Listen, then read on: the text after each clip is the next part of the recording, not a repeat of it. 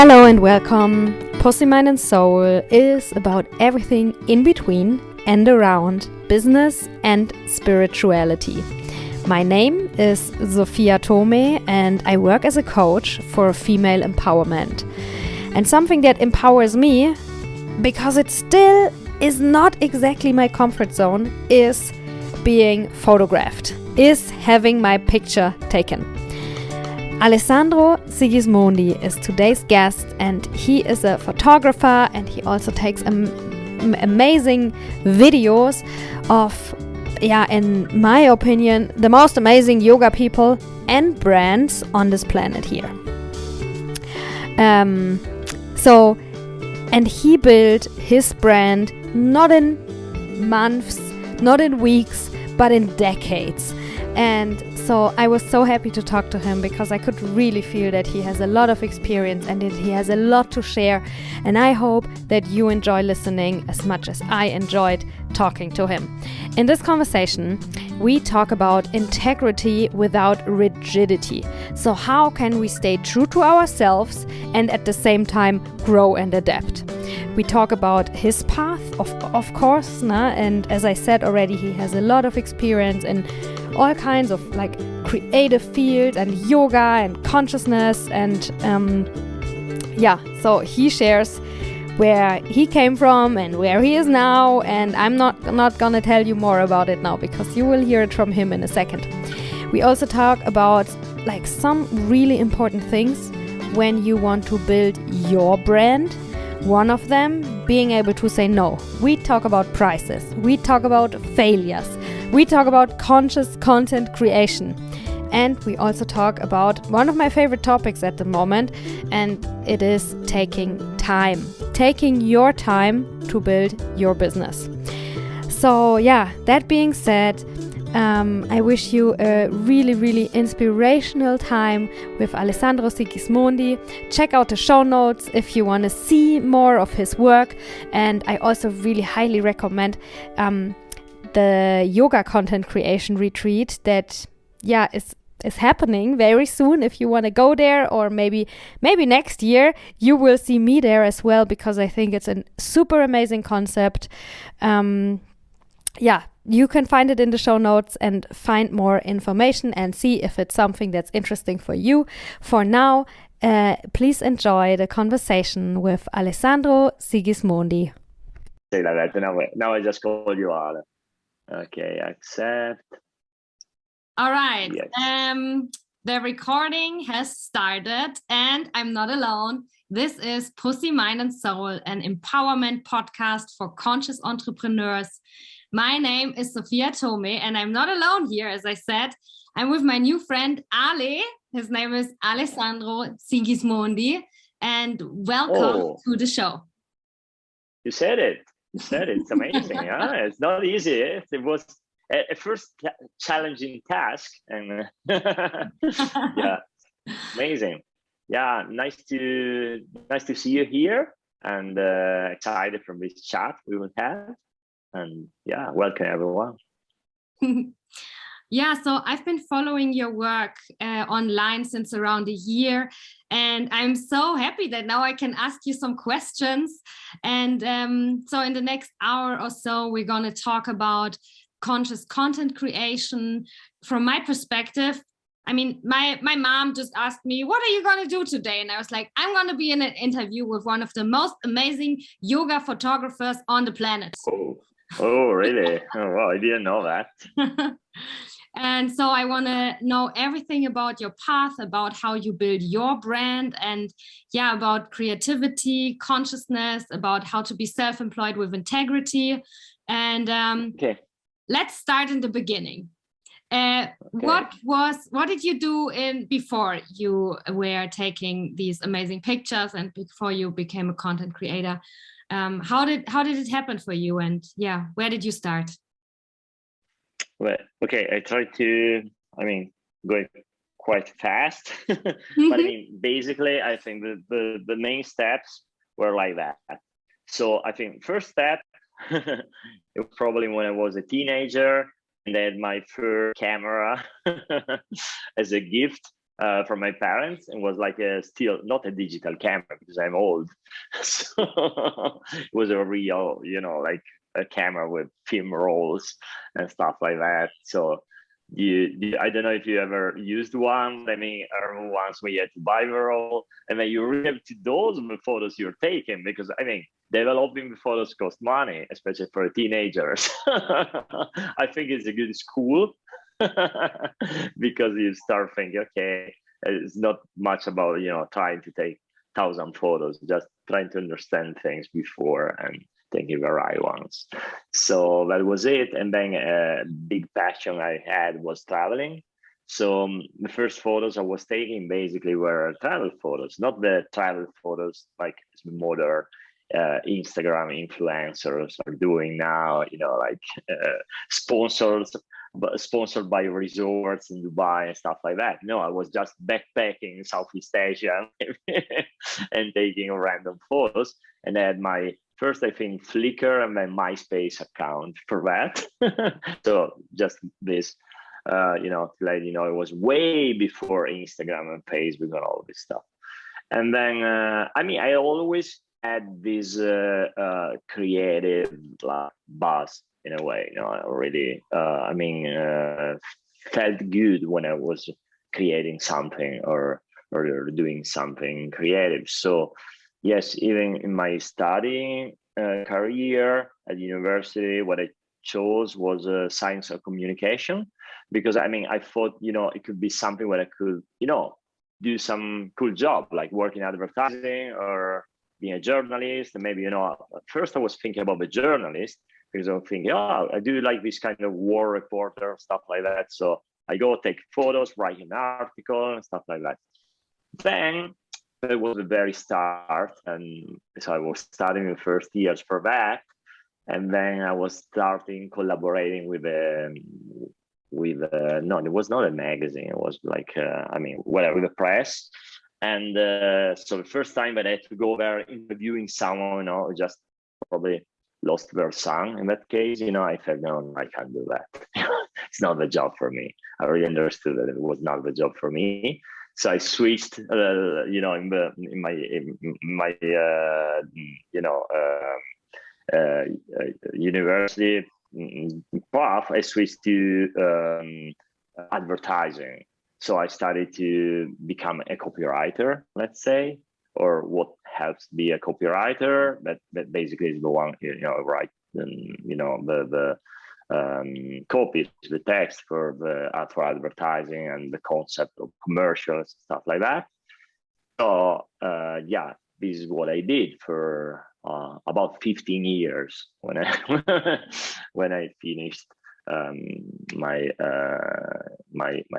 degree. So this is what I did, and it was fun at the beginning, because it was, for me, I was 23 years old, and I was like with other people, like-minded people, and we spent so much time in the agency working for cool brands and stuff like that. So it was really fulfilling and really nice. But then, after a while, with age and, different priorities and family, when I started building a family and stuff like that, I felt, okay, I'm not a teenager anymore. I'm not a 20 something anymore. So, and also, when am I going with my life? If I keep on working for someone else, what am I building? I'm building someone else's success. Sometimes, it's kind of cool when at the end of the month, you're like 12 or 14, pays, your salary, a year assured. You go on holiday, and you're you get paid as well. It's kind of nice, of course, and it's kind of comfortable. But at the same time, I was thinking, but am I building for me? Nothing, these people again just decide, okay, you're fired. I don't have anything, nothing mine, So basically, and then, there were other reasons, like all life reasons, sometimes happen, converging, together. So I thought, what I really like, what is really my passion, what I really passionate about, what I really wanted to do in my life. So basically, of course, photography is something that was with me since, so many years, but was always a little bit on the side, as a hobby. And then there was, thanks to my wife, who was a yoga teacher, I have discovered yoga. We're talking about around 10 years ago or something like that. So I think I started yoga like 12 years ago or 13. And so in 10 years ago is when I was really thinking, what do I do in my life? And I don't want to work in advertising agency anymore. So, well, I say, okay, we got yoga, we got this camera. Okay, I don't know if it's enough, but at least these things makes me happy. And this job doesn't make me happy. And so what I did, I quit my job. My wife was with a son, like 1 year old. So I say, okay. Also, she said, okay, she had this, this leave, maternity leave, whatever. So, okay, let's use it and let's go to India. So we went to India. We are doing Ashtanga. Ashtanga yoga is this system. Ashtanga Vinyasa is also called. It's basically the main place when they teach it is Mysore in South India. So directly there, studying, in the place where basically this style of yoga was invented. And and everything happened. So the initial idea, so that is, if there are like entrepreneurs or people who are wanting to build their brands, that maybe are listening, it look kind of confusing, my path at the beginning, at least, because honestly, I was going there thinking, okay, I just want to disconnect for what I'm doing that doesn't make me happy. And but I didn't have a plan. I didn't have a business plan. I didn't have anything. I just luckily, had a couple of passions to say, start from here. I was really thinking, what do? I keep on working like that, or to make someone else rich, and to maybe one day get fired, and thinking, waiting for when I will retire. No, that's not life. Life is now. Mm-hmm. So I had to start from what makes me happy. I had to start from my passions. So even if it looks like starting from zero, because I have zero credibility at that time, 10 years ago, I had zero credibility in photography and in yoga. I say, let's go. And my idea was not photography either. My idea with the camera is just, something makes me happy. So I will be in India. It's photographer's paradise. So I'm sure I will take some pictures of, colorful markets, cows, amazing people, and, exotic landscapes and stuff like that. So that was my idea about how to use the camera. And the other thing was like my mat, and say, okay, I do yoga, we do yoga every day, we get very serious on that. And maybe not, I will be a yoga teacher one day. That was, if I had a plan, that would have been the plan. I was not totally sure about it, but that was the idea. But what happened? It happened that I was playing with my camera. Yeah, maybe we were doing some kirtans. Kirtans, do I have to explain what is a kirtan? Or no, just when everybody knows. Okay. So sorry. So you can edit out this. So so maybe I was with my camera, photographing or filming that, and I shared it probably on Facebook. Because at that time there was no Instagram. 10 years ago, no Instagram. There was only Facebook. So I shared it on Facebook, and other people saw, oh, this guy is good with the camera. And so yoga teacher asked me, okay, that video you did at the kirtan is amazing. It was not amazing, but whatever. They say, can you make a yoga video for me? Okay, yoga video. What is a yoga video? Honestly, it was 10 years. You have to imagine, some people, are younger or new, now you have an idea what is a yoga video. You just go on Instagram or YouTube, you have some ideas. But 10 years ago, honestly, my references about yoga videos were 2 or 3. Were some videos who Shiva Ray made. Shiva Ray made these videos with super big, amazing Hollywood productions. like, big cameras, cranes, hair floating in the desert near, I don't know, when we do the Coachella, I think was the area or something like that. But whatever, these amazing high production videos. This was one reference. I said, okay, I cannot do that. I don't have any of this equipment here. I had a small camera. And then second reference was David Swanson. Was in his shorts, like kind of underwear shorts and the purple T-shirt, and like doing primary, intermediate, third, and maybe even fourth series for hours, like teaching. So basically, on a carpet. There were no mats probably in that video. It was before the mats. So I was doing all of this on a Persian carpet. It was really cool. And I think those two were my reference for what is a yoga video at that time. So I said, okay, this is probably not even one of the two references that I can apply to that. And so I was thinking, well, I've been surrounded by videos the whole time, all these commercials we've been doing. And then before that, I'm also working at MTV. So I say, okay, music video clip is a video. So a music video clip is a concept. We can make it as a music video clip. So it's not that important. We're not teaching anything, just showcasing, the beauty of the body moving through the postures, basically, in a nice location, like stuff like that. Music, rhythm, pace, doesn't have to be boring. It's not that because it's yoga, it means we have to, fall asleep after 20 seconds. It can be a little bit upbeat and, inspiring and whatever. And I did the video. And, whatever. This video went viral about how it could go viral at that time. I mean, when like on big, like American magazines, online magazines, blogs and stuff like that are being shared by so many people.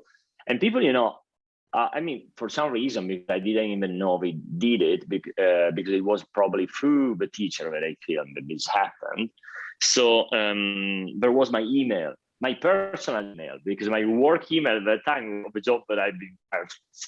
So I haven't been fired, but I resigned. Sorry. So I didn't have any photographer's email at that time. So just my personal email. And the day after, I just opened my personal email saying, I don't know, if my mom wrote to me or some friends or some stuff like that. And it was like full of like people asking me to make a video like that or photos like that. What was my rate? I say, my rate? What does it mean? Because of course, the first video I did it for free. I was not thinking about money. I was thinking first, let's see if I'm able to do this. So this could be another lesson too. Not lesson, but I mean like idea, inspiration. Sometimes we overthink and we think, I can't start this. There are so many good people, amazing people doing this. Am I able to do it? Do I have a skill to do it? I didn't have any skills. If I had some ideas about photography, maybe if it was about photography, I could take some photos and be a little bit more confident 10 years ago. But when they asked me for a video, I said, okay, I literally took the camera and say, let's see if this camera record videos. This was my first approach. But I did it, of course. I can't say everybody can do it like that because I know I've been in a privileged position because I had my own. Because of course I was practicing photography since I was a teenager. I've been studying communication, so I knew how to communicate to people, different tone of voices and stuff like that. And also I've been working advertising, even if I was in the creative department and writing, still I've been on set so many times, so I saw how people were doing things. This is what I'm saying. But nobody taught me that. It was all self-taught. It was all happened by observing. So it's another thing. Nowadays, you don't need to work in a production company. If you want to be, let's say, a photographer, a video maker or whatever, you don't need to work in a production company or in an advertising agency or stuff like that. Imagine how much content is around us. You just open YouTube, imagine how much valuable content, you know, when you can learn basically everything. So you just have to be curious and just say, okay, I dedicate like 4 or 5 hours a day, or 2 hours a day, or 1 hour a day, half an hour a day, something, you know, to learn this, you know, and you can learn it by yourself and not feeling like, you know, I cannot do it because I haven't, you know, had the proper work experience. You know, try, you know. And I mean, the first job, maybe you don't charge, you say, you know, let's do an exchange. You know, we experiment, maybe we come out with something good. And then honestly, from in my case, from you know, job number 2, I started charging, because I felt, you know, some people prefer to do a lot of, you know, not charging project. But for me, I always felt, but if you charge, even when you start, you charge not much money, you know, just a little bit. But I feel that if there is an exchange, there's a commitment.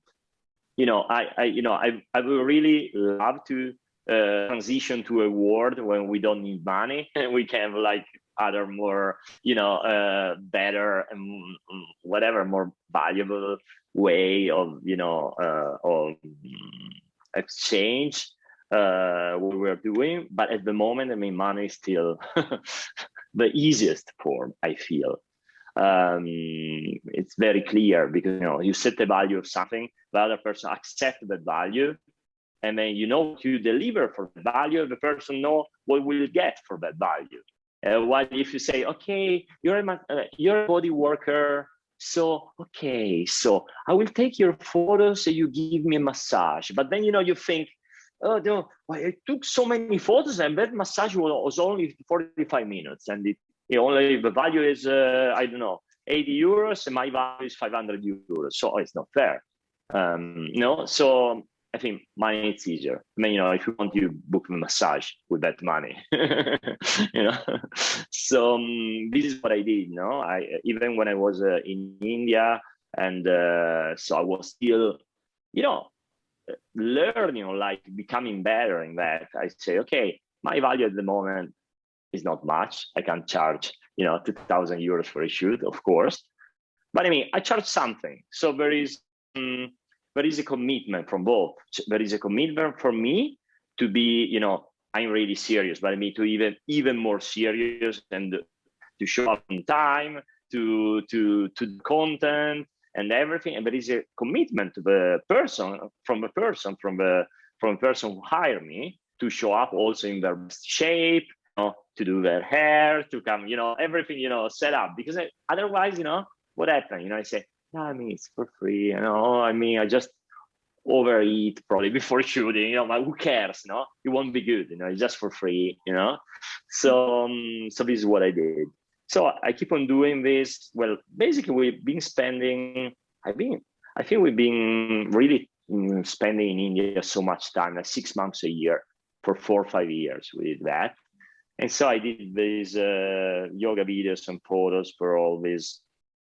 I mean, many Ashtangis and many yoga teachers in general, like Kino Gregor, Laruga Glasser, and so on, Thailander, and Mark Roberts, Deepika Mehta, etc., who were going a lot to India to study. And then what happens is that from there, you know, all these people are also schools, yoga schools, some had brands, some had other stuff. So they started inviting me. They say, oh, you know, by the way, this summer I'm doing a 1-month teacher training in Mallorca. Okay, why don't you come and do this and this and this? Okay, let's do it. Next, I don't know, whatever. In October, we're doing a retreat in Bali. So why don't we do? So I mean, I started traveling, starting from there, basically, from my first contacts, and so still, and now I'm finishing. Still now, we're basically now. I mean, not finishing, but I mean moving to the next maybe topic. Even now, of course, things have evolved because 10 years have passed since then. So I think that before, my main client, again, it was not my business plan, but this is how it happened. My main client was basically the yoga teacher. the yoga teacher who needed photos for their website, and then later on for their Instagram, for their whatever, photos and videos. So that was my main client. And it was kind of an easy client, because maybe a client when you charge a little bit less, but also you can experiment a lot with things. And the only thing they care usually about is just, you know, you can see well and they look good in their posture. So all the rest, you know, the aesthetics, whatever, you really have a briefing. You know, when you work with a brand, maybe you have a briefing, not maybe, you have a briefing, you have a mood board, you have a little bit more things to respect, you know, and it's not just about looking good. So working in that case, it's good, because also you can experiment a little bit more your aesthetic part, you know? Because you just know, okay, you have to showcase the postures like in a good way, but then all the rest is up to you. They don't really give you a clue, you know, I want to have them like that. So it gives you a lot of freedom, and so it's nice. It's something I still do it. I still do it nowadays, you know, working with individual yoga teachers. But then, you know, what happens is that more, I mean, studios, yoga studios, or brands initially like related to yoga. For example, I collaborate with Liforme, that is a, you know, quite big mat producer. Mandala in Germany makes you know, yoga wear clothing and leggings, etc. And you know, all these brands initially related to yoga, and then now in the last years, I think the transition is still there's this huge yoga focus, but what I prefer to say is more, for me, what I'm doing is more conscious content creation. So even my target audience, I think, is more, I mean, let's use the word conscious. I haven't found a better one so far. Maybe there is, but I haven't found it now. So what I mean is that if I work for a brand that is producing something that is not related to yoga, let's say I just been to Germany this week. 2 days ago, I was in Munich. I was working with a brand who produced jackets, like winter jackets, like rain jackets and stuff like that, but is highly committed on sustainability. So all their products are eco-friendly, and they have a very high ethics standards and stuff like that. So that's yoga to me. That's yoga. It doesn't have to be yoga. Doesn't have to be a leg behind the head or a lotus or a handstand. No, I mean, that's yoga. I mean, they are the same values. No, ahimsa and satya and etc. No, the yama and yama. So and same. You know, I have some other brands. You know, who produce like mainly clothing brands. I say the one that I work with, because I think the thing that I feel more affinity is fashion, lifestyle, stuff like that, because it's still, you know, yoga photography, it's a kind of portrait photography. So it's the closer you can get is that. So it's not that different than that, no? So yeah, I think at the moment, I think it's very important. This for me, this focus on working with people and brands who are very committed on sustainability, or some sort of they have some sort of ethics, and so that means sometimes to say no to clients. But I think this is also important, because it's how you build your brand. Because if you say yes to everyone, you're just messing around with things, and you know, don't really build your identity. I want to talk more about saying no in a minute, but before I think your story is so inspiring and amazing, and I hope that everybody gets out what they need, because we all have individual paths. So what inspires me today is maybe not what inspires someone else today, and what inspires me about your story tomorrow is maybe also something else that inspires me today. Nah?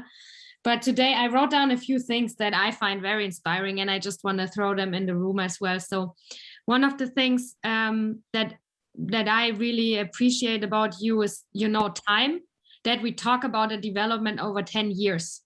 because sometimes in my industry, in the coaching industry and wellness industry, oh, hello, was your wife? Yeah, my wife.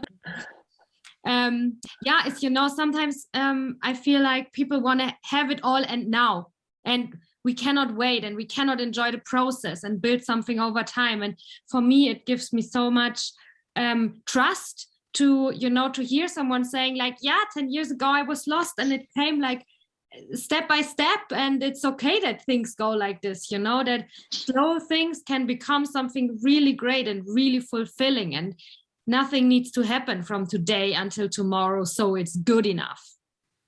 Correct. Yeah. Correct. Yeah. And also there can be a lot of failures. Mm-hmm. There can be a lot of failures. You know, I've been watching this documentary about SpaceX, Elon Musk's project. I mean, whatever people might think about Elon Musk, but I mean, come on, you see, he's a guy who, I mean, you say he's so successful, he's the richest person on earth and whatever. But I mean, how many failures did he have? You know, and how he, you know, he reacts to failures. And say, oh, fuck it, you know, let's move on. Let's move on. It doesn't get depressed and say. It was at a certain point. It was explaining how every single business he had was always at a certain point at the edge of a bankrupt. So it was on the edge of getting bankrupt. That means, I mean, in the States means going to jail. So every single business, and you know, something happened, whatever, luckily, and he moved on, and he's the richest person on the planet. So I mean, also that the other thing that I feel is that people want what in now, yes, you know, in what is that, 10 days, 6 months, and then and then also they don't think about failure. You know, you can fail. Honestly, I think that every time that I was not happy with a shoot or something that I did, whatever, I learned so much from that. I learned much more and much quicker than the times where everything was going smoothly. Because imagine, everything is going smoothly. Client is happy. You are happy. You are satisfied because imagine you do your job, you do your shoot, you go back home, easy to edit. You know, let's say there are photos. So easy to edit because they were almost already good in camera. So because for many reasons, you know, you had a good relationship with the person, the weather was good if it was outdoor, you know, whatever, you know, all these reasons. So easy, you know, basically in few hours, you deliver photos. A client is like, you know, cloud nine and say, oh, wow, that's amazing. I can't believe it. Wait, you're so happy. What have you learned from that? Nothing. How have you improved from that? How can you use that to improve and move to the next level? I think no way. I don't say, you know, it's not good to have moments like that. It's good, you know, to have many many projects going like that, because I mean, it's more relaxing. It's more, you know, it gives you self-esteem and stuff like that. So that's good. But when you fail something, when you say, yeah, but what did I do wrong? What happened? And then you understand, maybe you understand, yeah, but something was your fault. Something was beyond your, you know, whatever. You couldn't manage that. But so you think, but for what I can manage, what I can do. So let's say I do an outdoor shoot. We were thinking about, you know, we're expecting to have good weather, whatever. We have horrible weather. How you fix that? I mean, you can't control the sun and whatever, but maybe you can. But I say, if the photos were not good, it's that because I was not prepared for that. So I had to be prepared. I had to be prepared to shoot in crappy weather. So that was maybe the first was a try. So it didn't work good because I mean, it was a try. But now I know it. Now I know what I can do in that situation. And next shoot under the rain or whatever would be amazing. And it could be even a cooler photo than a photo, you know, like with a, you know, with a beautiful sun, you know, picture under the rain. So, but I mean, just a stupid example, but I mean, there can be many like that, you know? And what was the question again? I lost. We were we're turning to the corner of that it's okay to fail, and that it's also okay that things take time, and that this is something that time. Really Correct. about the story. Yeah. Correct. I think now I have to say something for. I think that now with the development of technology, social media, etc., now honestly, it's possible to speed up the process a little bit, especially in terms of being a content creator. Because the thing for me, it was when I started. Okay. We had a short disconnection. You hear me? Yeah. So you said that you think the process of being a content creator can be a bit quicker now, and then you wanted to explain why. Yes. So now the process of being a content creator can be a little bit quicker, I think, for several reasons. I mean, first of all, social media. As I said, when I started, there was no Instagram. There was only Facebook, but Facebook was not what is. I mean, today is not very interesting anymore, maybe. But I mean, it was not what was 4 or 5 years ago. It was mainly, like people, finding their exes, or reconnecting with their schoolmates, classmates, and stuff like that. So it was not really a platform you could use for business, no? So the thing is, so what you were using, you were doing what you could, but the pro was that there were less competition. So less content creators. For example, in the yoga niche, there were really few people. Because also, I think 10 years ago, yoga, for example, was not perceived as cool. Mm-hmm. So people who are like creative content creator, creative photographer, videographer, whatever, they wanted to do something cool. So they were shooting skateboard videos, surf videos, and stuff like that, not yoga videos. And then at a certain point, yoga started becoming cool. And so also the level of the content and the competition, raised up.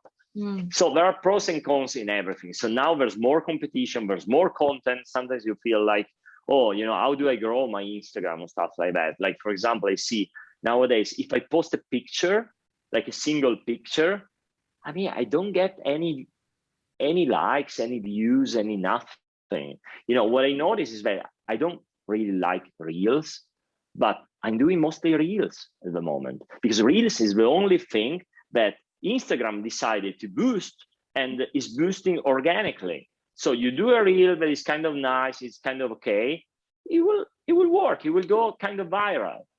So also that we need, as content creators, also to adapt to the moment. Mm-hmm. So especially if you want to grow nowadays, in a market, in a context that is so crowded, you have to find your voice, you have to find your way to communicate, and also you have to do what nowadays is more on demand, is more requested. Because if you think, yes, but I want to use Instagram, but I want to post photos mainly in black and white and landscape.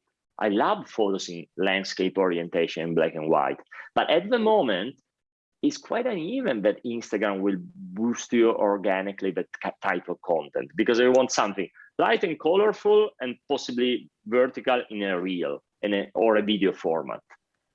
So, why you have to go against, so I say, of course, you need to have your integrity. You need to, express what you feel. But sometimes, you don't really have to fight with the system all the time. You also have to, find a way where I say, okay, this is the system. This is the way it is.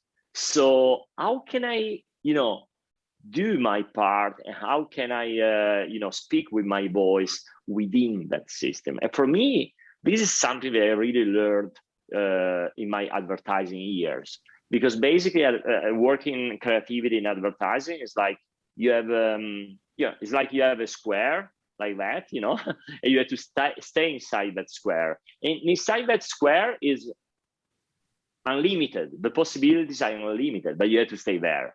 you cannot go out.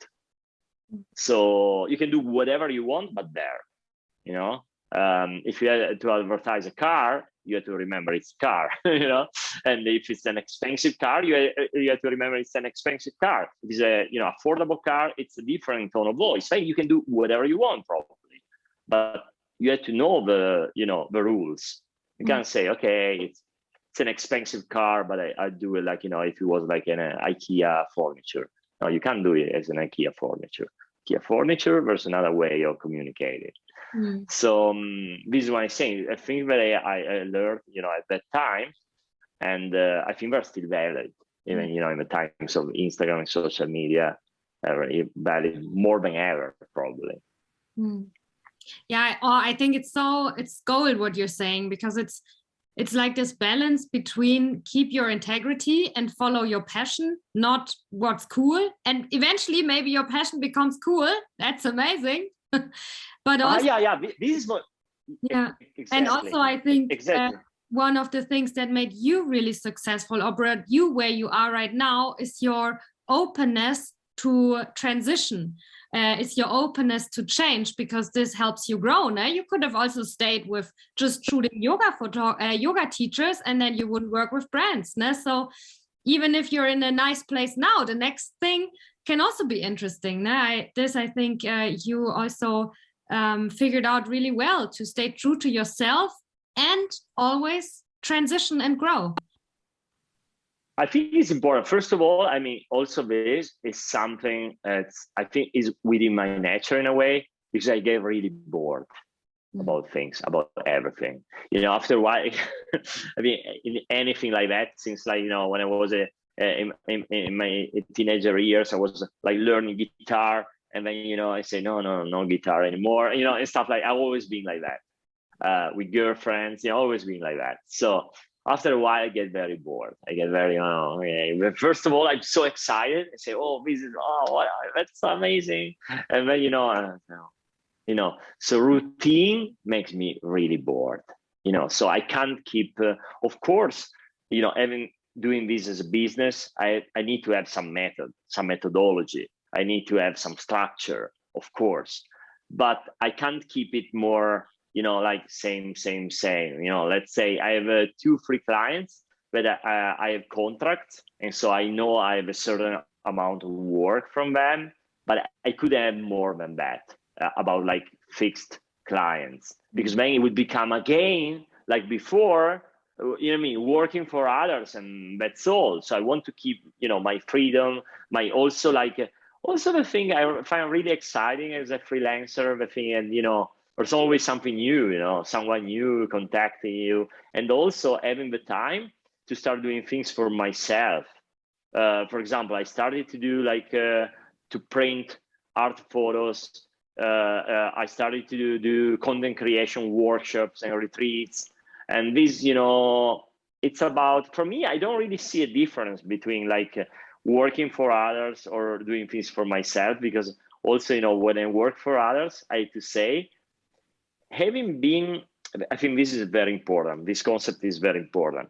The thing that I kept my integrity and kept my way of, you know, doing things, my aesthetics, this kind of stuff, means something very important. Means that when someone contacts you, or someone, or a brand, or individual, or personal brands, like now there are so many personal brands, you know, stuff like that, they contact you because they like your content. They like what you do. They just want you to say, okay, do exactly what you do, but do it for me. If you just, you know, that's why also I try never to advertise myself like, hey, I'm a videographer, I'm a photographer, I'm here, you know, please, you know, I can do anything. Yeah, let's do it. Amazing. Let's shoot. No, I never do that. Never. Because like that, yes, or sending emails to brands, I would like to work with you. No, because if I send an email to a brand and say, I would like to work with you, yeah, they might reply and might say, yes, let's try. But they will ask me what they want. I have to follow all their leads. They don't want to work with me. It's me that I want to work with them. You know, there's a huge difference. So it won't be my style.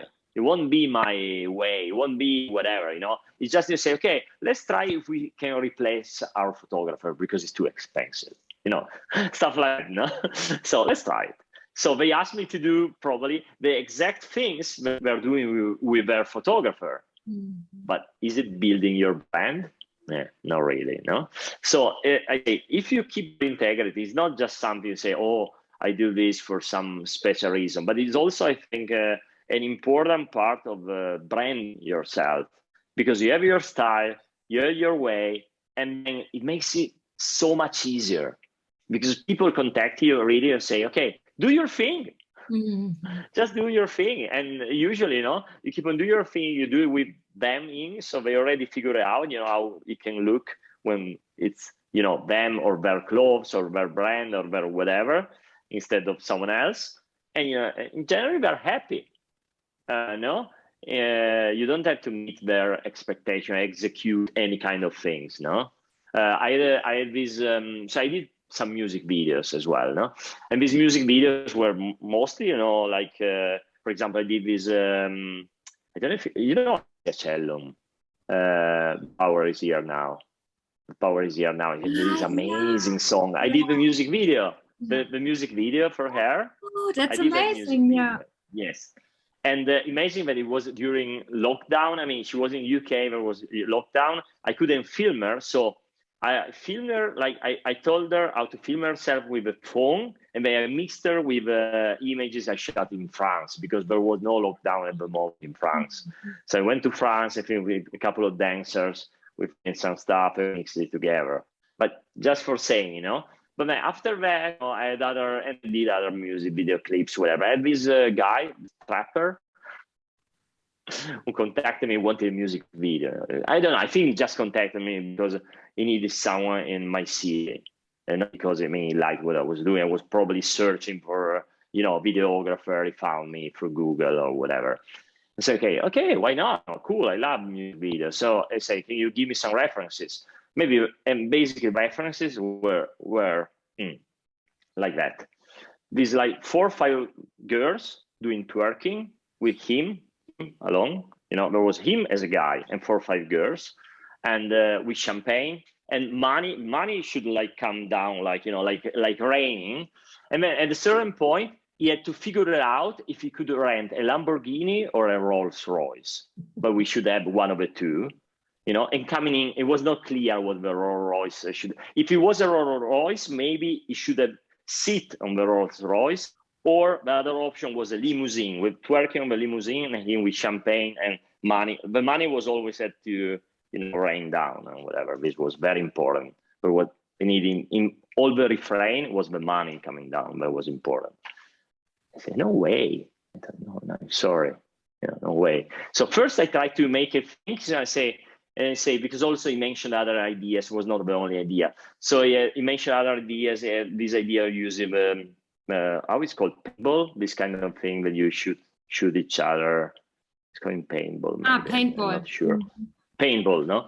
So this paintball idea, so I say, okay, I like more of a paintball idea. So, I basically switched it the other way. So I say, yeah, but then, you know, it happens that the girl that is twerking in another place, and then she's coming, she's shooting at you, and you die.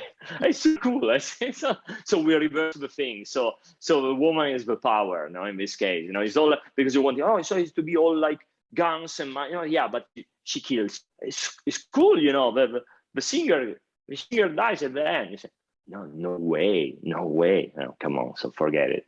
No, it was good money. But I said, no way I'm doing this. No way. What's that? What's the message? You know? So, I mean, this was an extreme example, but I had people, you know, asking me things that have nothing to do with the way I like to create images. And just say no.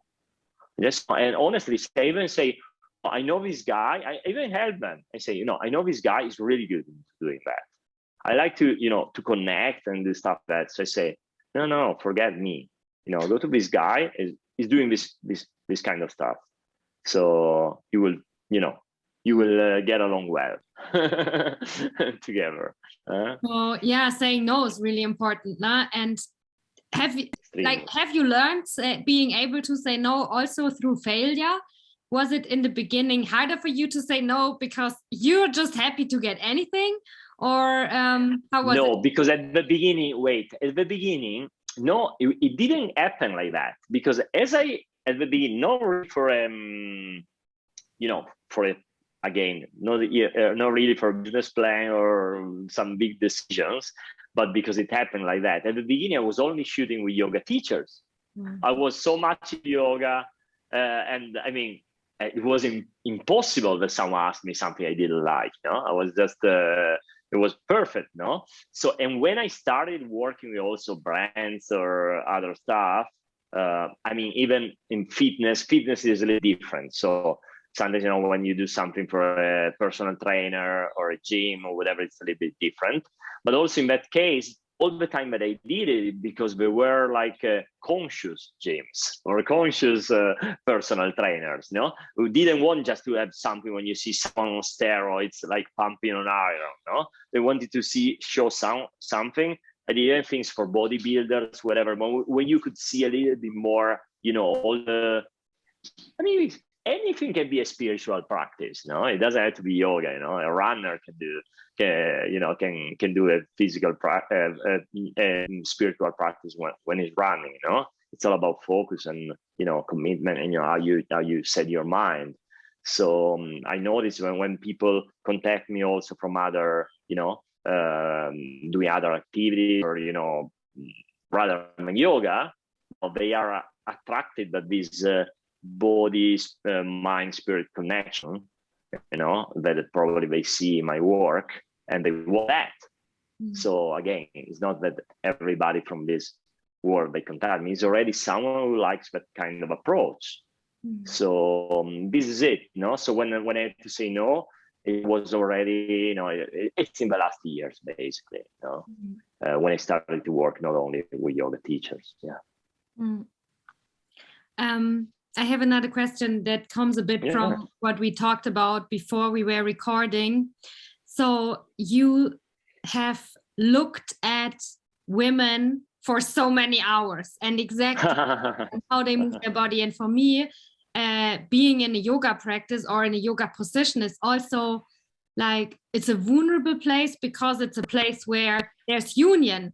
It's a place where you can also see the soul of someone in the body of someone. And what I want to ask you is, first of all, if you want to share a bit about your just this experience, and also because I think it's when you look at someone, you see different things than the person sees about themselves. It's not the same looking in the mirror or having someone else looking at you. And I think especially many women like often don't realize how beautiful, how powerful, amazing they are. So is there something you can say now to all the women listening that you have definitely seen in women that we really have to know that very often we are not aware of, but you know it because you see it all the time? Absolutely. The thing is that I think one of for me, my main not even job, but I mean the main thing that I'm doing is that it's in beauty, whatever I'm looking. So it's not only about women, it's about like a landscape, it's about a flower, it's about like whatever. So let's starting from the inanimated things, like locations or stuff. For example, like when I go somewhere, like people are saying when I work with a client, I want, maybe start sharing some ideas about location, stuff like that. So they send their ideas. Usually I always postcard-like ideas. So we should hear when this beautiful tower behind, and then there is this, that, and maybe my idea is like something when maybe there's a wall, or there's like something not that interesting. But they say, "Are you sure? But what's that?" Yeah, but what I know, but there, at the certain time, the light comes in that direction, and so there's this texture that works well with this and whatever. So I saw it differently, Like the other day I had this conversation. So with this client, so the client was not there, but was the assistant of the client. When I say, no, you can't shoot there because she doesn't like trees. Client doesn't like trees and whatever, like in their photos. I say, yeah, look, you're not a photographer and you see a tree. What I see is a kind of a green, dark green texture with some backlight, and really good with this clothing partner. Okay, so let me take the picture. So when I took it, I said, oh wow, that's amazing. Yeah. So same thing, no? Imagine with a person, no? With a person, even much more. I mean, the way that we see each other at the mirror or whatever, and the way you can see things through a camera are very different. We're not, especially because I don't feel, I'm not a documentary photographer. You know, if you're a documentary photographer, you know, you're not even allowed, you know, and you're not even allowed to retouch things. I'm not talking about retouching people. I talk about retouch, you know, there is like a hill that way, you know, you can't change anything, you know, it's like if you are disqualified, if you send the picture to a context, you know, or stuff like that, you're disqualified if you do something like that. But in portrait photography, it's not about retouching with Photoshop. It's about creating with light, creating with angles, creating with perspectives. So what happens, you know, happens in the camera, it's different from reality in a way. But what I like to think is that is maybe more authentic way of reality. It could be, if we are really conscious in what we're doing, can be more a better version of reality. Because again, how we see each other, I mean, it's just a conventional that reality is like that. We know it. We all do yoga, so we know about Maya. We know how, I mean, even science admitted, no? How we see things is just because, you know, the light, you know, hits our eyes in a certain way and we see colors in a certain way. But, you know, how the world really is, we have no idea, actually, you know? How is it? No idea. So what I like to think is that through a camera, I can take out really the beauty that at the end, you know, we all have, and so the best compliment for me is that when someone, you know, looks at the picture once I send them and say, "Is it me? Is it really me? Oh, that's amazing!" They really, you know, we feel, yeah, it's you. That's you. It's not what you think you are. That's more you.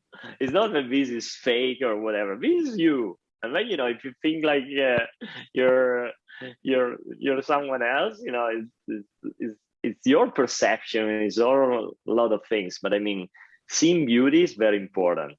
And I tell you, I've been doing this project, and now I stopped a little bit because I mean, because of Instagram rules. First of all, yeah, they deleted too many posts, and I didn't want to lose the account.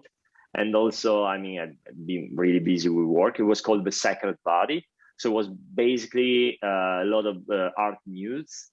And my intention was to do, you know, work with women, work with men, groups and whatever. But mostly, you know, I photographed women just because it was, I think they're less shy. I don't know what happened, you know. I tried to contact men, but were all, I don't know, it didn't really work.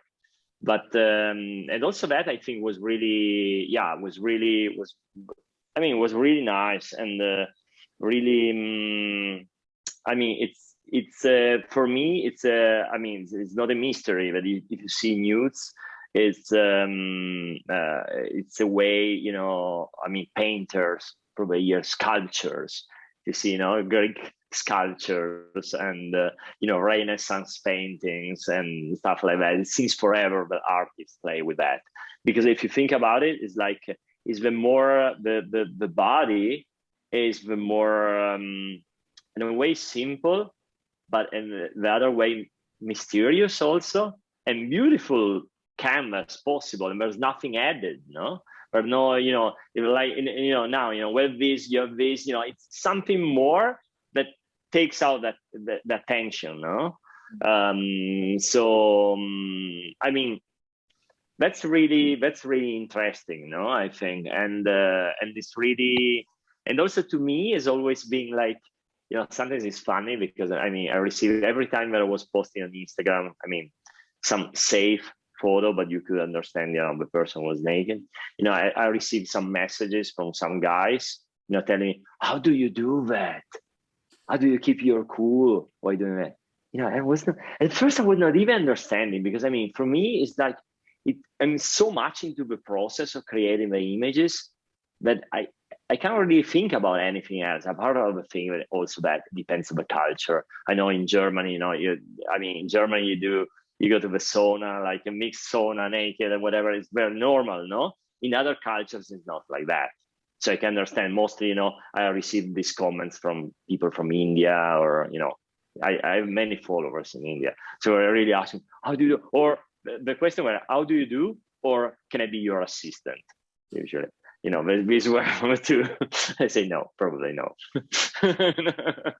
Probably if I have an assistant, either is my wife or another woman.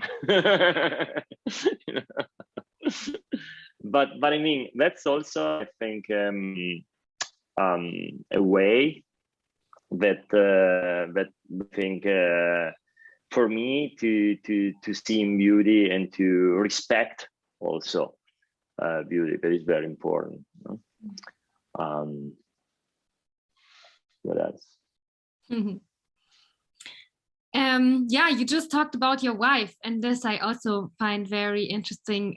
Can you share a bit, because you're also working together now? Now you said it's gonna happen a retreat for conscious content creators, and you mentioned your wife a few times already, how also she influenced your career path. So yeah, first of all, let's give some space to this amazing woman in your life, how much she also helped you in the past to become who you are now. And then maybe you want to share a bit about her, or about how you are working now together, or both if you want. How is she like? What do you love about her? What does she do? And how can people who are listening now come to the retreat if they want to be with both of you? Okay, amazing. So basically, first of all, the thing that I have to be very thankful with her is that she's the person that brought me closer to yoga. Because basically we started to do yoga when she was like, I think, 16 years old. And then what happened, but the thing that is quite interesting and funny is that when we met, actually she was in the age of her life when she was not, putting yoga after doing so much yoga. She was putting it a little bit on the side. And I was really not into yoga. For some reason, I got some interest. You have to teach me now. And say, look, I can't teach you, but I can tell you who can teach you.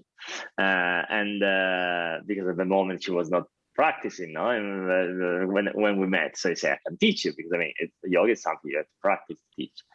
And so I say, okay. So I started doing it. I felt amazing. So also she started back. And then she never stopped. And to be honest, I kind of in and out with yoga. We physical yoga, like asana. I had a time when I was really miser, we were waking up at 2:30, 2:45 a.m. every morning to the shara and stuff like that, and doing 3 hours a day. And then now, it's a time when I'm doing other kinds of training. I sit, I do some meditation, because I try to keep it. But like physical training, sometimes I feel like, I prefer to go like cycling on the hills, or or doing other sort of trainings. At the moment, our phases of it. But my wife, she's keep on really strong with her practice and teaching and everything. And her name is Paula. And she's on Instagram as La Yoga Vita, and yes, is what we've done is that also we have a son, but now he's almost 11 years old. So we've been traveling together, the three of us, for basically until our son started primary school. So in that time, we were basically spending 6 months in India, and then the other 6 months, whenever we were invited. So we've really been gypsies for 5-6 years. And then after that, we settled down first in Tuscany. We came back to Italy settled down first in Tuscany, then we came back to Turin. It is my home city. And well, here for me, it's a little bit of a base because I always travel. But yes, for let's say that what we're doing, so wife is doing many things, because I mean, apart of it, she's teaching yoga, she's been helping me in a lot of shit.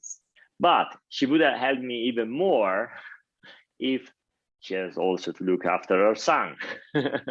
Because so she's really, that's it. Only women can do so many things at a time. You know, I can't, if I try to do two at the time, you know, I'm not good. I have to do one at a time. So I'm a very average man in that. Yes, so she's doing all of this. So she's been helping me in shoots, also in the part that is like not really on the shoot, but like to, you know, finding the locations, connecting with people, etc., etc. And then at a certain point, you know, now I think from the pandemic, probably we started to say, okay, but let's do something more. Let's start something even more. You know, I say after the pandemic, and say, let's start to do something, you know, really, I mean, physical and like we can offer to people, whatever. So we started these content creation retreats. So basically, and we have one in on the 29th of July, and in a place that is called Yoga in Salento, that is in South Italy. It's a very beautiful place. It's close to the ocean. It's amazing. There's like very super yummy vegan food and nice shala. And basically, my wife teaching yoga in the morning, so we can start the day with yoga. And she's doing, I mean, she's Ashtanga based, but she won't teach Ashtanga. But we want to keep it open to everyone. So she will teach sequences with the different vinyasa sequences.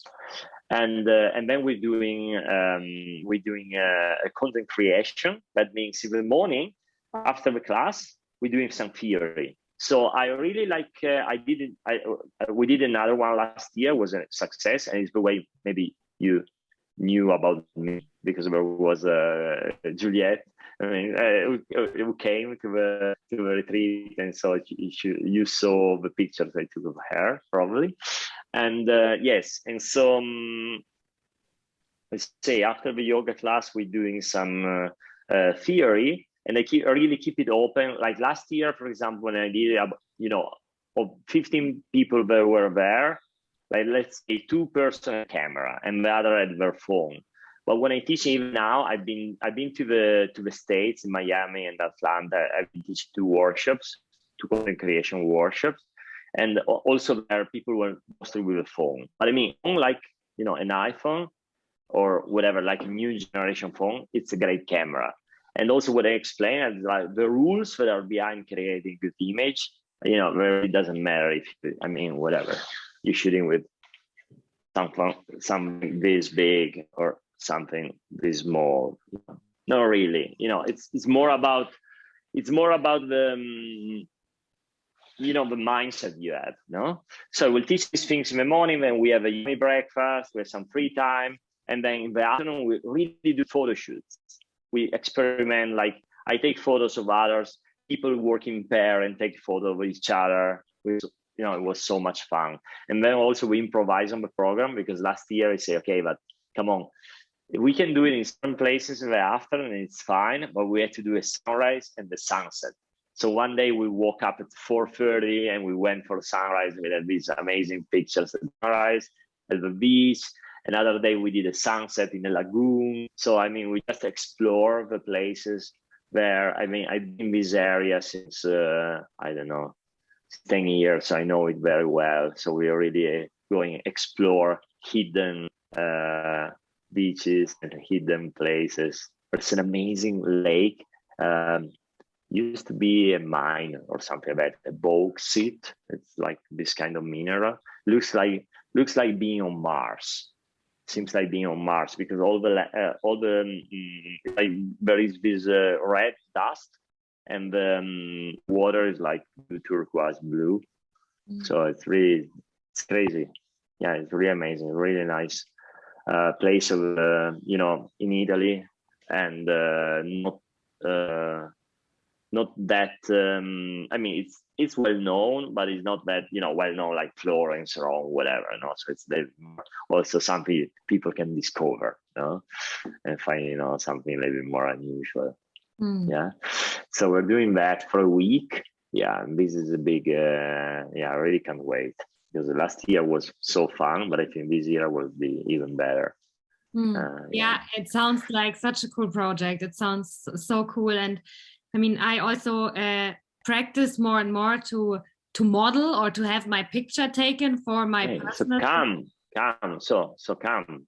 And it's yeah, I would love to come. And I think it's also, you know, it's so much more than having a nice picture of yourself. It's having the courage to be seen and to want to be seen as beautiful or interesting or whatever. No? Like for me, it teaches me a lot about myself and my insecurities and my shadows as well, to say like the process of finding or taking a picture of me and then finding the one that's the one.